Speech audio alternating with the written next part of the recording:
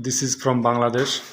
We have prepared the GatesAir 10 kilowatt transmitter in Mymensingh BTV site. So this is the situation. Like this, we have installed these components, and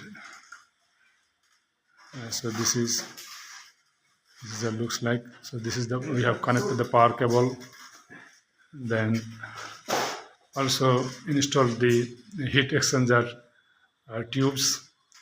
Disconnected this here, and then so these are the connections.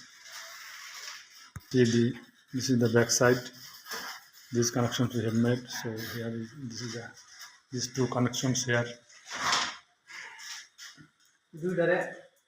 And so we have these water lines like this way. We have installed them, and heat exchanger is installed outside of the building. So through this hole, the heat exchanger tubes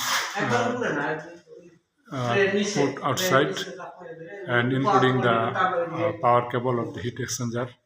So this way we have installed this. This one we have installed here. So we have not connected this yet. We have left the 2 ends open, and it's fixed on this platform. So you can see the outside.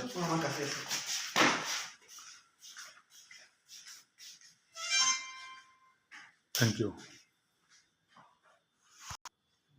So thanks a lot.